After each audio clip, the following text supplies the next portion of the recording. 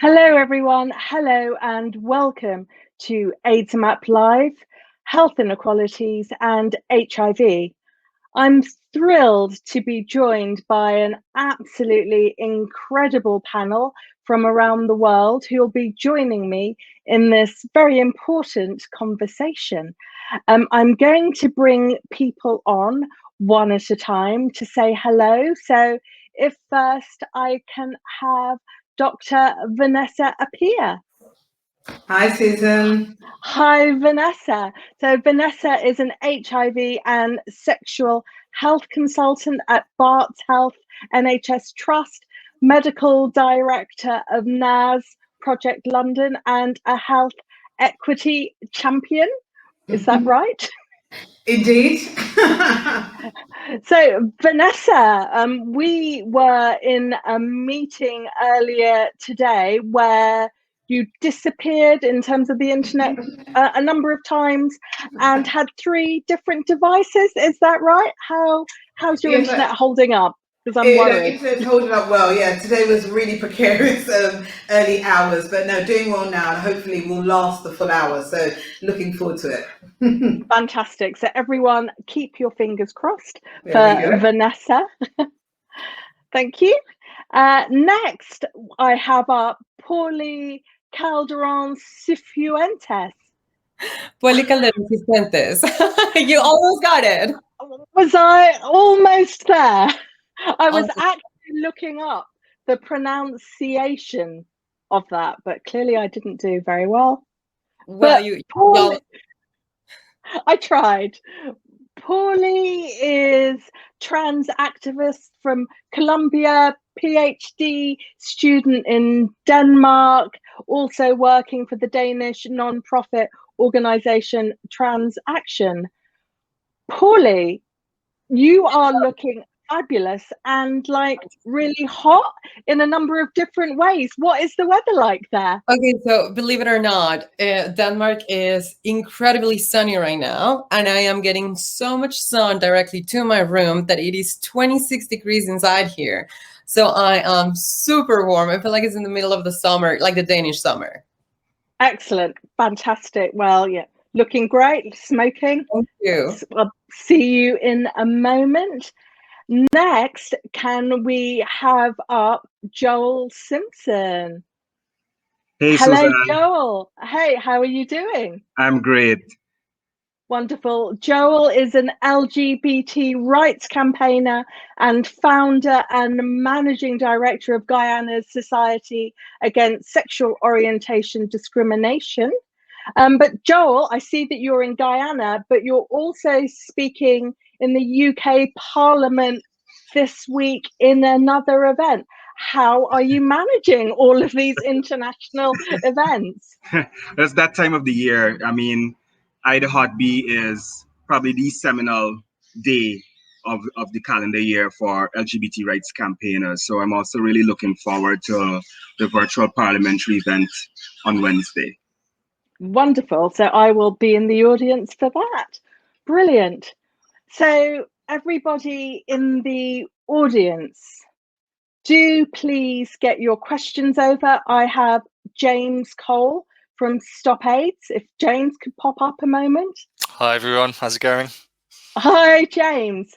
So James is monitoring our Twitter and Facebook pages. So get your questions over and James is going to pass it over to me. Are you at the ready, James? I am indeed. Okay, so let's make him work, everyone. So get your questions over. Thanks very much. See you later, James. So if we are also waiting for Dázon Dixon Diallo from SisterLove in Georgia, hoping that Dázon is going to be able to join us. If she makes it, I will pop her up into the conversation. But if I can have everyone up who's here. Hello. Hello, everyone. Paulie, I love your angle. I'm deliberately doing my nose look amazing. Serving face, Paulie. Love it, love it. Actually, I do love face in the ballroom.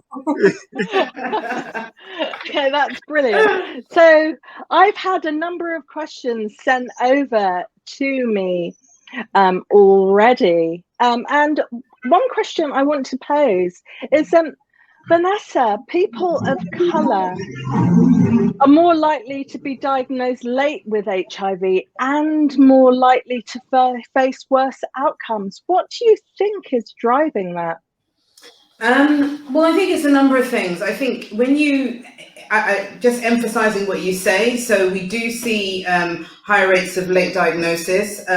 We do see that the outcomes are poor in many different domains as well. So it's in terms of engagement in care, it's in terms of adherence, it's in terms of poorer mental health, etc. So across the strand, really. And I think whenever you think about any of the impact of race and ethnicity on outcomes, you've also got to remember that those are social constructs. It's not biology, it's social constructs.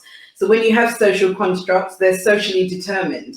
So you have to think of, number one, I believe that you don't focus on race, but you focus on racism and what racism, how that impacts an individual. And it impacts an individual in many different layers, whether it's interpersonal, whether it's structural or institutional. So it operates there. And that all feeds into stigma, that all feeds into people having different opportunities to have good health and have better outcomes. So I think when we look at that, we have to look at it, the wraparound social context, and think about what is it that in their life is driving their poorer outcomes. Right, okay, yeah, thanks very much. And in terms of the patients that you're seeing, are you hearing that their experiences of racism is impacting on their health? Definitely. I think that you can't get away from that. And if you're not hearing it often, then it's because you're not asking. But if you were to ask people definitely about how it is manifesting in their lives, there are clear examples. So it relays in confidence to access services, confidence to advocate for yourself. That physical trauma of racism can never really be underestimated. And I always think about in what we've been through this year and what we've considered with the murder of George Floyd and how that has impacted the wider rhetoric about race, that there's been a physical and psychological trauma to that really cannot be underestimated. And I think that when we, like I said, when you actually open the door to those discussions, people bring it out and it manifests and affects people's lives in many different ways. Okay. Wonderful, thank you. And Joel, in terms of the communities that you're working around the world, how do you think racism is impacting on people? Oh, definitely. I think racism, along with other forms of prejudice, transphobia, homophobia, biphobia, it compounds the issues that people have in terms of accessing healthcare services. And the groups that we work with, in addition to facing prejudice based on sexual orientation, gender identity, and gender expression, when that's compounded with other issues like racism, like migrant status, and people experience xenophobia, racism, and all of these forms of prejudice, it keeps them away from testing, from HIV testing. It makes it difficult for them, even when they know that they're positive, to come forward and access treatment and care. And we've had way too many people who know of their positive status, who have died because they just refuse to present themselves for treatment services. The stigma and the discrimination was seemingly greater than the need for their own treatment. And that's an issue in of itself. And all the more reason that we need to dismantle all of these forms of stigma and discrimination. Yeah, absolutely. And today is International Day Against Homophobia, Biphobia, and Transphobia, but we're continuing to see LGBT rights stagnated and in some places actually eroded around the world. I believe, Joel, that homosexuality is still illegal in Guyana. What impact is that having on HIV testing and treatment? Yes, so we still have the laws that we had inherited during British colonialism, which criminalize same-sex intimacy, particularly between men. In our Criminal Law Offences Act, offences related to buggery, attempted buggery, and what's called gross indecency, really representing any form of intimacy between men. I think those institutional forms of homophobia, which we have in our laws, and also in our policies, which have bans against men who have sex with men, women who have sex with women, donating blood. We still have that as an issue, as a policy issue in our country. I think those institutional forms of homophobia, they drive the socio-cultural forms of discrimination that we see. And along with the cultural influences, the religious influences, which castigate sexual and gender minorities as abominations, and so on, we have quite a toxic mix that really prevents people from accessing the services that they need to live full and productive lives. Guyana is among about 8 or 9 countries in the Caribbean region that still have these laws. Some countries in the region, the Bahamas being the only one who's really changed those laws through their parliaments since the late 90s, early 2000s, if I remember correctly. But there have been successful court challenges in other parts of the region, Belize and Trinidad in particular, which have dismantled those laws. We ourselves in Guyana actually had the last law which criminalized cross-dressing in the Americas up until November 2018. We had an 8-year court battle that had to go through all 3 levels of our court. And our final court is the Caribbean Court of Justice, which is based in Trinidad. And it took 8 years for us to get that law declared unconstitutional and struck off the books. So it's an uphill battle. Wow, that's incredible. And Paulie, what impact is transphobia having on the lives of trans women living with HIV? Well, to begin with, I want to say I absolutely love everything that Joel is saying. It's exactly the same discourse that we have when we work in trans activism. And I want to tell you a little bit of the story of an average trans person or queer person. We have a tendency to be kicked out from home at really early ages, right? That cuts every possibility to have access to education, to have access to jobs, to have access to a normal or at least a source of affection, regular, such as the one that mothers or parents give you. That can influence a lot in the possibilities that you will have through the rest of your life. But additionally to that, it will cause a lot of different types of trauma that you will eventually express as mental instability. If you see a lot of the trans women, especially trans women of color that are in Europe, they migrated looking for opportunities and they found themselves in a space where they had no support network. And therefore, they ended up becoming more vulnerable and exposed to get infected with HIV. The way that transphobia is expressing here especially is not just by our parents kicking us from home, but also by the system neglecting us and denying us the possibility to become a productive and active member of society. And then eventually we ended up also becoming a lot more dehumanized. With each box you mark, you become so dehumanized that you become basically disposable for the rest of society. So we get more killed, we get more raped, and we ended up using, for example, recreational drugs, shooting recreational drugs, they can also lead to getting infected with HIV. So all of these parameters, all of these concepts ended up becoming this bubble that's the reason why when you look at men that have sex with men and trans people, especially trans women, and if you intersect that with race and migration status, you ended up with the largest populations living with HIV at the moment, and also the ones that get less attention from the state, less access to medication, and less access to testing. Yeah, absolutely. I mean, that's absolutely shocking. Let everyone know that Dázon is here, but she's just had a few internet issues, so hopefully we're going to be bringing her on in a moment. And I wanted to ask you all, in terms of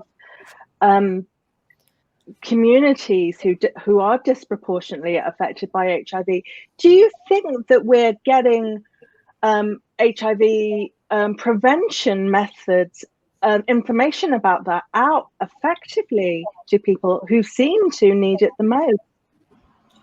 Who's that question for? Is that for me? It's to all of you, but you start off with you, Paulie. Well, I'm going to put it this way. According to the World Health Organization today, I was just actually looking at this a couple of hours earlier. We still have 2/3 of the population living with HIV in the continent of Africa. And we still have, in the latest study that the CDC did in the USA, 42% of trans women were living with HIV. 62% of that 42% were Black and African American women, and 35% were Hispanic and Latin American. And there was such a small percentage of this population, of this number, having access to testing and having access to medication, which just makes you think, how can this be? Like, we need to understand this correlation between racism, transphobia, homophobia, and HIV infections. Yeah, absolutely. Couldn't agree. Oh, sorry, you're going, Joe. I wanted to also add that, the world somehow seems to, especially with COVID-19, grappling with COVID-19, seem to be moving beyond HIV. And for me, AIDS isn't over. It's still very much an issue for the communities and the countries that we live in and work in. But there's hope in the very effective medicine that is called PrEP, the pre-exposure prophylaxis. And for me, a huge part of our prevention wins will come from greater access to PrEP, especially in the developing world. And for the last couple of years, that's something that SASOD has campaigned for. And we were very pleased that in Guyana, when our government announced the new HIV strategy for 2021 to 2025 earlier this year, when they did in January, they revealed that the government will be providing pre-exposure prophylaxis free of cost through the public health system. And that program is slated to start by the last quarter of this year. And we've been campaigning for that for a number of years. Our current Minister of Health, who was the shadow minister in the previous life of Parliament, had even quoted some of our advocacy and supported that. And now that he's in that leadership role as the Minister of Health, we're really happy to see that he's really taken this on board. So I think, especially reading about the successes in the UK with PrEP, and in the US, a lot of studies have shown that particularly among men who have sex with men, PrEP has been very effective at preventing new infections. And I think that's a huge part of prevention. And we really need the governments and the donors, PEPFAR, the Global Fund, to reinvest in effective prevention strategies. And I think PrEP is a huge part of that. Brilliant. Yeah, no, completely agree. And it's great. I just love having this kind of global conversation, because I think, as you've highlighted, within the UK, we are really fortunate. We have PrEP free on our National Health Service. But unfortunately, when you look at the uptake, though, it is predominantly in white men who have sex with men. So if we look at other groups, the access and the equity and access just isn't there. And whilst we are doing a lot of work to focus on that in terms of raising awareness, we've got to be relentless about it, because there is no point having this here if everyone who needs it does not have access to it. And I think that when you look globally as well, so a lot of work that I do is in Ghana as well, and it's that realization that if other nations aren't doing well, we aren't doing well. COVID has just really highlighted that we're all in it together. We all impact each other, and that's the way that we've got to see it. It's the same, you know, not to bring the conversation, but it's the same with vaccinations. You know, we can't have one set part of the world fully vaccinated, double vaccinated, access to everything, and then we see the rest of the world just in complete decline in that area. So I think that PrEP is so important, and it's so powerful, but only powerful when everyone knows and has access to it. And at the moment, we're not at that stage. Brilliant, absolutely. And hello, Dázon. Hey, Dázon, you made it. So, Dázon, you're not in Atlanta, are you actually in Ireland? I am in Kinsale, Ireland, in the county of Cork, sitting in the music room at Coolmaine Castle. Oh, wow. Nice. How I love it. cool is that? Everyone, it's so wonderful to have Dázon, who is a pioneering activist, founder of SisterLove in Atlanta, Georgia, and also in South Africa. Is that right now? SisterLove's there. And maybe more. Brilliant to have you on. And Dázon, I'm going to throw you right in there with questions, even though you've just joined us. Women with HIV are disproportionately affected by the virus. Why? What do you think is driving that? Why are women so impacted by HIV? So what's really funny is it's taken me 40 years to get tired of answering that question. And I say 40 years because you know that June of this year marks 40 years since the first article on the new disease that became known as AIDS and then HIV later was originally discussed or exposed. And this same question has been the lingering question about women, especially Black women and women of African descent worldwide, being disproportionately represented in the epidemic. Of why do we think that is? And I'm thinking, you know, the same answers with no change doesn't mean doesn't change the answer to the question, or the question needs to be what changes, because the answers are always going to be the same. And if I wanted to distill it down to what's real, is because we're Black and because we're female.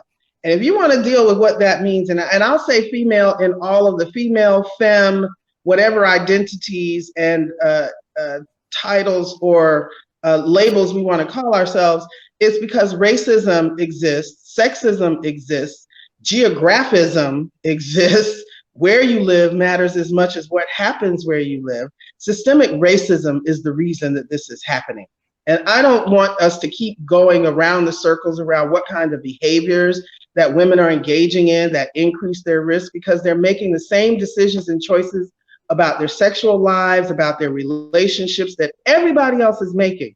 So if we wanted to look at all of those things and adjust for the fact that most women who are becoming infected with HIV are still doing so because they are in relationships with people who are quote unquote at risk, which we still don't know how to quantify that for real in the lived experience. And so I am appreciative of being here first and foremost. And you know, Susan, I'm not casting this at you, but that question, I have begun to just start looking at people as because I'm Black and because I'm female, move on. And then if you really want to deal with not seeing these numbers continue to grow, if you really want to deal with ending the epidemic, then you will deal with ending gender inequities. You will deal with racial justice. You will deal with universal health care. You will deal with making sure that sexual health education is provided throughout the lifespan and not only expecting it for our young people in the schools, because I have too many women that still don't know their reproductive anatomy and don't even know how HIV works in their bodies. If you really want to stop HIV in women, you listen to women's stories, you use the lived experiences of what I call indigenous expertise, because we know what's going on in our lives and we know what makes things difficult for us, and we know what things we need to do to ease those things for ourselves within our own capacity. But if you put all the services on one side of town, how's that going to change my situation? If you make sure that I don't have enough space to afford my childcare or transportation to get to healthcare, if you don't treat me well when I get to your clinic because I've made every effort in my life to do what I'm supposed to do, and then you treat me like I am a fifth citizen, not even second class, then I'm not coming back. If you continue to relegate me into boxes of who you think I am, then I'm going to continue to be more vulnerable to those things that impact Black women the most across the span. HIV is not the only thing that we are disproportionately represented in. Gender-based violence, disproportionately represented. Breast cancer, cervical cancer, COVID-19. You want to keep going on and on. All you have to do is say, well, it's not the disease and it's not sex. So can we look at all of these other issues that might be challenging women to stay healthy and to live quality lives? That's going to be the answer to that question, Susan. I'm sorry it can't be as specific. And I'll circle back around because I'm Black, because I'm female. Absolutely, Dázon. I couldn't agree with you more. And I think that COVID has really shone a light on the existing health inequalities that have been affecting us for generations. This is nothing new. This is the reality of our lives. And, you know, thank goodness that people are starting to discuss it now, but you know, as you point out, it's across so many different disease areas, and until we address racism, structural racism that is at the heart of so much of what we experience, it's not going to be able to be fixed. But I think it's so important that we're allowed to have these discussions about racism. There's so much discomfort when we talk about racism. People sort of like shy away a little bit about it, and it makes them a little bit uncomfortable. But until we start discussing it, we're not going to be able to fix it. So I'm so pleased you raised all of those points, Dázon. Yeah. And this I was just going to say, yeah, you actually, and we can move on, because there's a piece that I would bring in, I think, that sort of ties together exactly what you were saying, and that there's a different way that we can approach these things, to talk about them in different ways, and to bring more strategy to not only how we talk about these things, but what we do with what we say, right? There's the next thing about, we can talk and point out all of these issues, but what are we also doing differently from what we have been doing before that might actually change the trajectory of things? And I'll bring some of those in, you know, probably with a different question that is more relevant. Vanessa, have you got something to add? No, I just couldn't agree more. Hey, how are you? No, I couldn't agree more. And I think that it is, for me, it is the strategy. So it's, we say it again and again, and we're talking about the same things, but what are the strategies? And also recognizing that I completely get it, that there are people that are thinking, I know it's wrong, I know we need to do something, but I don't know what we need to do. So therefore, I think that those of us that are within the sector that want to advance it and want to move it forward, part of what we should be doing as well is giving people, these are the strategies. Now, I'm telling you what to do. Now, if you're not going to do it, then therein lies the problem. But how do we get those strategies out there so it moves from a talking shop to action? Because otherwise it is immensely frustrating, and it's unacceptable. Paulie. No, but I was just simply thinking how incredibly deaf people can be, because it's just and stubborn, because they just have like sorry, I don't want to say people, but I do think, and especially a group of people, a very specific people that just refuses to accept that racism and sexism and queerphobia in all of its expressions, it's still a big issue everywhere, even in a country like Denmark, even in a place like London. And we cannot just continue having this conversation for the rest of our lives. People need to simply understand that this is a fact, that this is happening. We can show you already how much harm you could have you done to our communities, and it has to stop. Absolutely. Joel?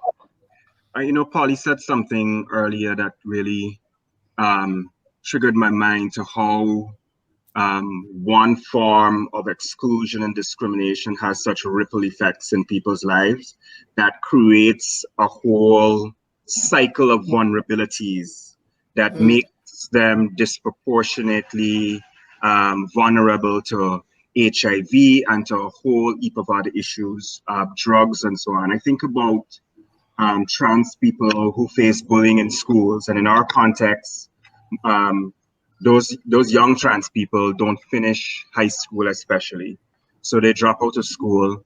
Many of them are put out of their homes. They face family violence. They put out their homes. They become homeless. So they're now driven to sex work, just as a means of survival, at a very young age. So the homophobic and transphobic bullying in school leads to dropping out early from school. So you have less educational qualifications for the formal job market. You're now driven to sex work, which by nature of the profession will expose you to more risk as you serve multiple clients. So it's really a cycle, and we really need to get at the roots. And I think that's what we've all been saying in this conversation so far, that the world has really just been addressing like symptoms and really putting, band-aids on sores, but we're not really getting to the root causes of the issues, which is driving these multiple epidemics that we face, HIV and even now COVID-19. Absolutely. I've got some really great questions coming over. A question about the fact that women with HIV are more likely to experience gender-based violence. What can we be doing to address that? So, I'm going to jump in on this one, Susan, because I am absolutely loving Joel's comment. Well, Paulie and Vanessa, everybody, I think we're all in alignment and sync. Here's my thing. So all of these changes that have taken hundreds, if not thousands, in some instances, years to build as challenges for certain people, right, are not going to be changed in a generation even, right, overnight, from people's attitudes and social behaviors and cultural behaviors, and then the politics, and then the structural systems that have to be basically upended.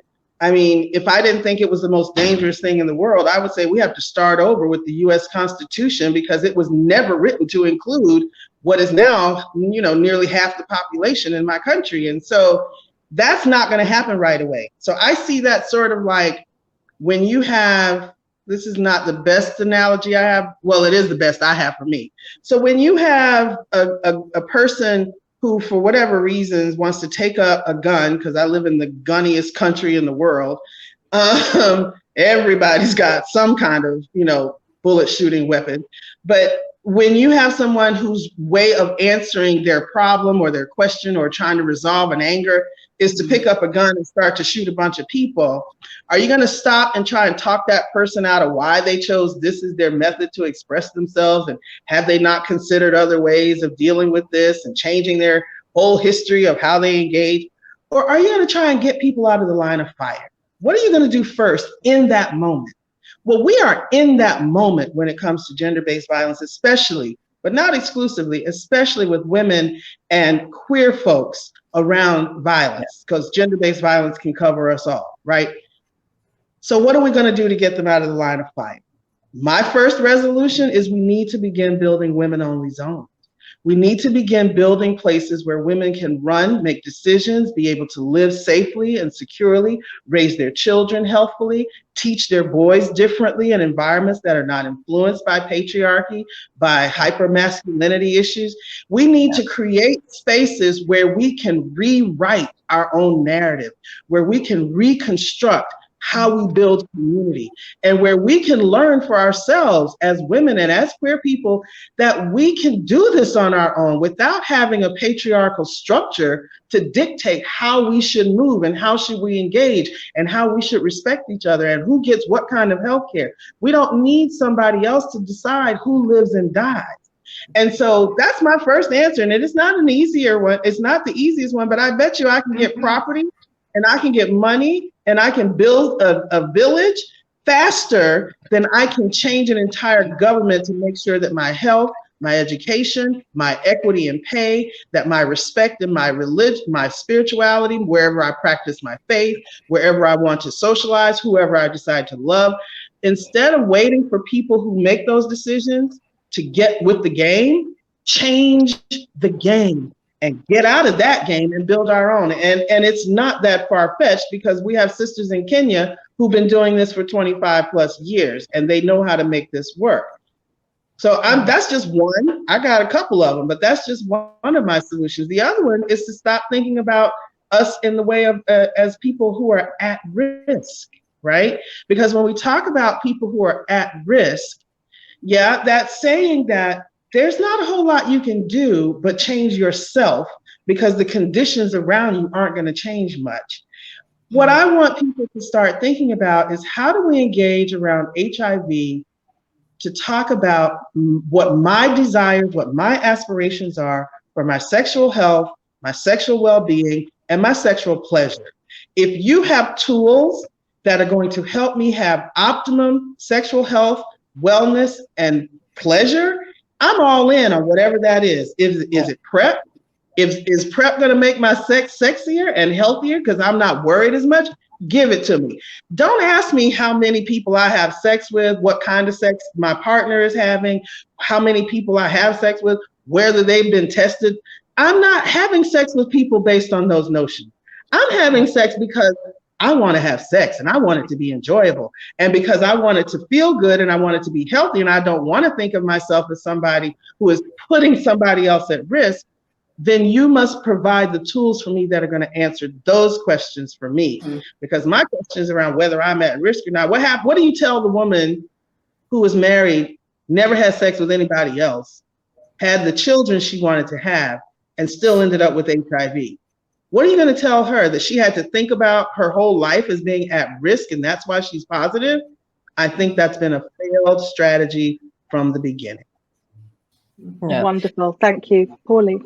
I would like to add 2 things to that, because additionally to what Dázon is mentioning, I do insist in the fact that information is so important, and there is just so many people out there that completely acknowledge the existence of U equals U, and this is just a big problem because it does not allow people that are seronegative to lose fear to HIV. The less fear we have to HIV, the more people get tested, and the less serophobia happens. So the less hate against people living with HIV happens. This is one thing. But and on the other hand, we also need to learn, we need to give maybe the tools or the possibility or the space to men to dismantle their toxic masculinity, because that is the root of absolutely every problem that we're talking about here today. That is the root of racism, sexism, queerphobia, and it just needs to change. Now, these conversations cannot be made by us, but the people in this room, because neither of us in here is a cisgender heterosexual men. And so it's just not a conversation that we can have with them, but it is an invitation to dismantle your cis-normativity, your heteronormativity, and your toxicity, and join us in a fight that we are all, the rest of the planet is already given. That's it. Yeah, absolutely. I've got some other great questions coming over from Tresca, who's highlighted the people around the world having to pay for HIV medication that they can't afford, and then they're impacted by not being able to pay for food, poor water, poor housing. And I wanted to ask, how do you think, and another question as well that's linked into this from Minal, is how do you think that poverty, inequality around poverty is fueling the HIV epidemic? In a major way, I think. In the Guyanese context, while HIV medication is free, people face all of the issues that Tresca mentioned, and we saw it being exacerbated during the COVID-19 pandemic, because one of the things that we did very early on in May last year, when the pandemic started, was to do a survey in 4 countries, Guyana, Barbados, Grenada, and St. Lucia. And we looked at how COVID-19 was affecting LGBTQ communities in the 4 countries. And we saw immediately that in Guyana, over 70% of our populations had either lost their jobs or had significantly lost income from the pandemic. And later in the year, in December into January of this year, we did a qualitative assessment of how men who have sex with men and trans women in the coastal regions of Guyana were experiencing HIV services during the pandemic. And people said pretty much the same thing. While the medication is free, they don't have transportation money to go to the clinics. They've lost their jobs, so they don't have food. People still face some of the same issues prior to the pandemic, with stigma and discrimination, accessing public transportation, especially for trans people in our countries. That's one of the forms of discrimination and violence that people face, utilizing the public transport system. The private taxis are much more expensive, so that wasn't an option for people. And where we saw better uptake and greater access to services was in one region in particular, where there was a project in Region 6, where the government had a project and provided transportation reimbursements to persons who had to come to clinic to pick up their medication. And that was very, very much welcomed by the clients, by the populations that we serve, because people didn't have any other way to get there. There's also been attempts here to have social workers and community outreach workers and so on deliver medication to people. But because of the stigma around HIV status, people don't want those providers coming to their homes or their workplaces. So there wasn't uptake in that regard. But we can see that poverty really drives the epidemic. And I think it also exacerbates the pandemics that we have, both HIV and COVID-19. Completely. And I think that the issue that we forget about poverty is that every decision that is made in life, in health, is impacted by that access of what access you have to funds, to money for you to make your decisions. So if you do not have enough money to have food, to care for your children, to pay for housing, to pay for electricity and heat, you're not going to be prioritizing your health. You will have it there at the back of your mind that there's something that you need to do, but you've got other things that you need to prioritize. And that happens in any disease that you have, forgetting HIV, but then you add the layers of oppression that are related to HIV and it takes it to a completely different level. And I think also when we talk about racism as driving all these outcomes, the key thing is that when we look at the structural differences, we think about all the different policies and processes that are in place that give people different opportunities to have access to employment, to housing, to education, to finances. So all of these already, you are then multi-layered in not having access. You're less likely to have enough access to all these things. And then on top of that, you have something else that drives even poorer access. And then you've just got a cycle of, as we said, vulnerability and lack. And it's immensely powerful. And I think that we're going to be seeing it more and more as we respond, as we go through this pandemic. And people that have never experienced poverty or what they feel poverty is are now experiencing it as well. So I think that's also another issue that we need to be aware of. And absolutely. And just to complement what Vanessa was saying, I mean, at the end of the day, poverty affects a lot more racialized people for a single reason, and that's colonialism. I mean, if like Black and Indigenous people and people of color, we are a lot less privileged when it comes to money because we come from slaves and we come from people that has been enslaved. So like, no wonder why the poverty is so much bigger within our communities, which leads to like the type of differences and discrimination that we are also experiencing so much more drastically today when it comes to health and when it comes to everything else. Yeah, absolutely. I agree with you all. There's this other thought to what you all were saying, and I saw the question about, you know, what's going to happen with the UK cutting so much of the HIV funding. Here's the thing that we've learned over time, especially with regard to women. So there's this notion that, and it's not a notion, there's this reality that poverty drives this epidemic. So that means if you address the conditions of poverty, then you actually have a stronger hold on reducing transmissions, on sustaining viral suppression, all of that. There are studies after studies that have shown when you have a strong social safety net that not only provides health care, but provides this facilitative, the ancillary services that help facilitate people's engagement in healthcare, so that, as Vanessa was saying, that it now doesn't become an extra burden to have to decide between medication and food, or between my children's, you know, school fees and rent, right?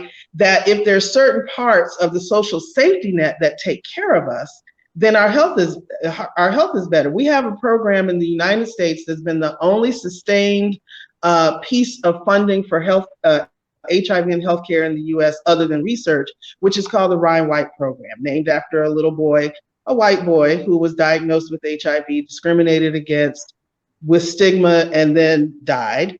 And this particular piece of legislation not only provides healthcare services for the people who cannot get other access to health, not even through the public health system, not universal, but the public health system that we have, this is called the last payer resort, right? But that program pays for health care itself for HIV, pays for medication, and pays for transportation, childcare, linguistics, if you need any kind of translation, including sign language, pays for mental health, pays for food and nutrition, and supports and supplements housing. Now, if I had a lot of those things in place, I'd be doing fine. And what we've shown is that we have the greatest numbers of people who have achieved and sustained viral suppression who are on that program versus the general population, even with people who have health insurance that they actually pay for. We have people who have reduced transmission because of that viral suppression, and we have people whose whole economic well-being has improved simply because they disclosed their status and got help. For people who are middle income and women who are middle income and upper income, because they may not have all of those other safety things, and because of stigma with their jobs or with their positions or their social position in community, the word is escaping me because I have mental pause, but with their place in the economic ladder, right?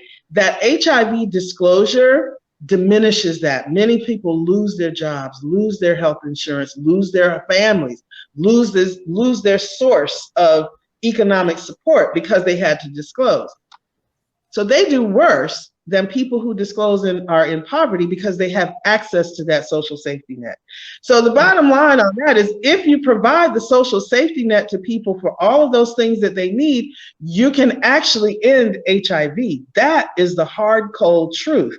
But that is the part of the truth that the systems and the deciders of how those systems are arranged are not yet ready to be held accountable for.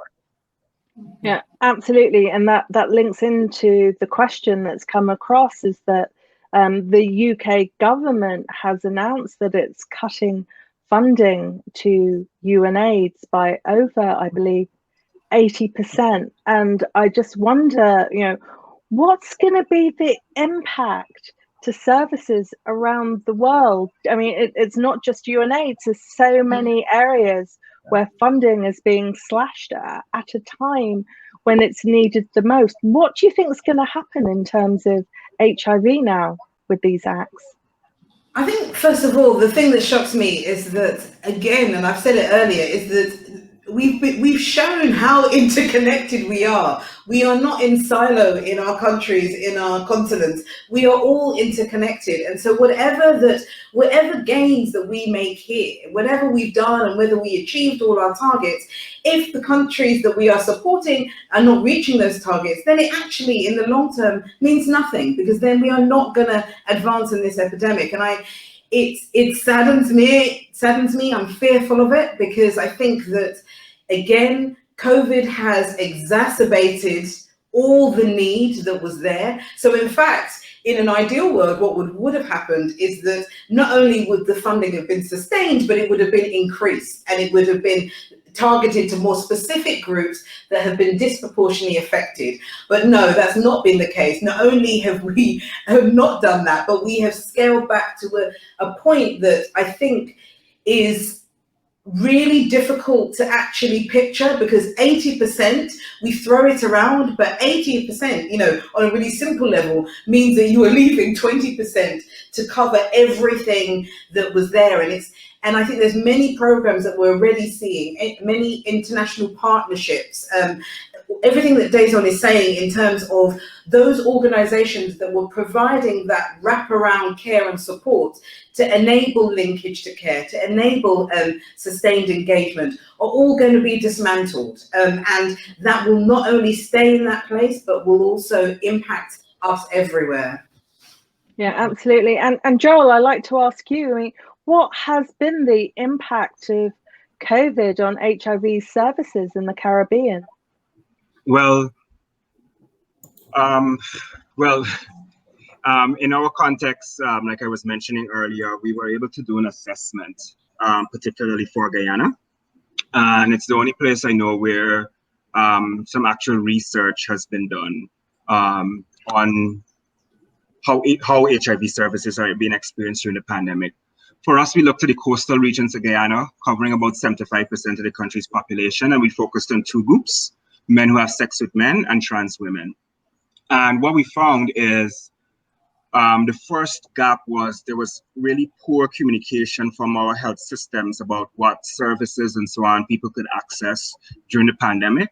So people didn't feel that they could still see their doctor regularly, they could still see their sexual health doctor regularly and get the kind of advice they would have gotten before the pandemic. There were issues around access to testing. People didn't feel like that was a priority issue during the pandemic. So if you wanted an HIV test, you thought to yourself, well, now might not be the time. So our recommendation is that, communication between the clinics and the providers and the clients really needed to be improved. Persons needed to know that they could still have interactions with health services and their providers and still have that one-on-one interaction and get questions answered and that sort of thing. And like I was saying earlier, the socioeconomic impact has really been devastating from COVID-19, because in addition to the disease itself, we had all of these containment measures, which were absolutely necessary at the time they were implemented, that resulted in a lot of informal sectors being totally eliminated in our context. So street-based sex work was completely wiped out. So sex workers lost their livelihoods, and other informal jobs suffered as well. Persons who did domestic work, security work, street vending, all of that was prohibited or severely curtailed during the pandemic. So that had a huge impact on people's livelihoods, which meant in most cases, with just one exception that we know of in Region 6, where the government had a small, short-lived project to actually provide transportation reimbursements, people couldn't even afford to just leave home and come out and get services. They didn't have food. They didn't have cleaning supplies. They didn't have personal protective equipment. People didn't have masks and things like that and so on. So that really made it difficult, if not near impossible, for a lot of people who really needed critical life-saving HIV services to access it during the pandemic. Right, wonderful. Thank you for sharing that. That's so important. And got a very interesting and important question here. I'm going to ask you, Paulie. Sex workers are often left out of the discussion about HIV. How can they be included more? Well, the thing about sex work is that whatever direction it is, we are constantly messing with them, with sex workers. So if it's criminalized and then we put them in jail for performing sex work, then we are messing with them, and then we're putting them under the risk of, for example, getting raped and getting infected with the virus. But if the countries start regulating it, we are affecting the economy of sex workers by putting, for example, taxes on a service that it is beyond different from, let's say, an office job. The position of a sex worker needs to be simply decriminalized. In my opinion, that's where you should go. And decriminalizing sex work would allow sex workers to organize, perform their job, and have a lot more of safety and security from their community and from the state to make sure that their clients are not abusing from them. Because this is the biggest problem with sex workers. The clients, and especially men that hire sex workers that are females, and this especially if they're transgender, they just think they are disposable, that they are not human beings, and then they just do whatever they want with them. So in order for us to protect sex workers and to include sex workers into this conversation, well, first of all, we need to talk to them. We need to talk to sex workers. I have exercised sex work, which is one of the reasons why I am so freely talking about this. But on the other hand, I'm also convinced that we need to start chasing sex workers. We need to allow sex workers to perform in a safer space, where they regulate themselves without the state on their necks and without men on their necks either. Absolutely, I agree with you 100%. Such an important point. I want to raise the issue of children and HIV in terms of inequalities. A recent study on aidsmap showed that 1 in 5 children living with HIV were lost to follow-up. And only 52% of children with HIV globally have access to treatment, and often that's suboptimal. What can we do as the international community to fight for the rights of children and young people affected by HIV? Over to all of you. So the first thing I think is, and there's been some level of this work being done, but the systems that have not yet figured out how to de-silo, as Vanessa was talking earlier, to work across the intersections that meet where children have needs, are still woefully being addressed, right? So you don't have, I don't see UNICEF working on HIV in partnership with UNAIDS, for example, right? I don't see a lot of the programs that provide really important protections for women who are pregnant or people who are pregnant and then have babies, continue that support for that same baby that they wanted to be born safe to live safely, right? And so those intersections are critical and are abandoned, quite frankly. And so I think that those are critical issues. The other part too is that I'm not sure that we are preparing, because a lot of the young people who are lost to follow-up, the children, at least in our experience, who are lost to follow-up, are lost to follow-up between that transition as they become older, from adolescence to teenagehood, and from teenagehood to young adulthood, and then from young adulthood basically into they're on their own. And I have so many young people who were born positive, right, who at some point had enough of those resources. When they get to a certain age, usually in grade school, that drops off. And by the time they get to finishing secondary school, they're out there in the system on their own. And so I think that following children through their lifespan with regard to HIV treatment, care, and service delivery, as well as dealing with, human development along the way, are also quite critical. So those are core elements. And I know that we're running up on time, but here's the other thing I think, because HIV at the beginning and at the end of the day is about justice. It is about recognizing and acknowledging the humanity and the dignity of every single person who is impacted by this epidemic. And that is a big, big, big load to bear for anyone who is trying to shift the trajectory on HIV. I borrow from Bryan Stevenson, who is a human rights lawyer who fights for people on death row and for juveniles who have been sentenced to life in prison or sentenced to death before the age of 17, right? He has 4 tenets for sustaining justice that I think answer a whole lot of these questions in so many different ways, depending on which population, including children that we're talking about.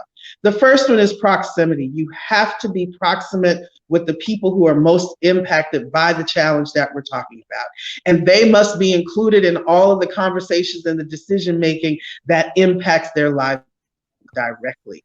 Congresswoman Ayanna Pressley from Massachusetts says she's the first Black woman to go to Congress on behalf of her district and in her state. She says the people who are closest to the pain must be the closest to the power. That includes the young voices themselves, that we have to hear from the children. We have to hear from sex workers. We have to hear from queer folks, but they have to be able to sit with the people who are making the decisions so that there's not this go-between, in-between, or lack of proximity to their experience. Second one is change the narrative, right? We have to change the narrative. Like, we maybe not talking about legalizing sex work, we're talking about decriminalizing sex work. That's very different, and it means a lot more. We're not talking about treating children, we're talking about providing treatment and care for people through the lifespan. That's a different narrative. We also have to be able to protect the hope. We have to make sure that we're listening to the stories and building on the resilience that comes from people who make it through, because they've got more answers than those who are theorizing. And then the last thing, and I know somebody mentioned it earlier, but you have to be willing to get, be, and make other people uncomfortable. Discomfort is where change happens. As long as you're comfortable, you ain't trying to change-ish. Wonderful, and what a powerful statement to end with. Thank you so much, Dázon, Paulie, Jason, and Vanessa. That was such a powerful session. Thank you to Disruptive Live. Thank you. Sorry, not Jason, Joel. Thank you to James from Stop AIDS. This has been an absolutely brilliant discussion. Hopefully see you all again soon. Bye-bye.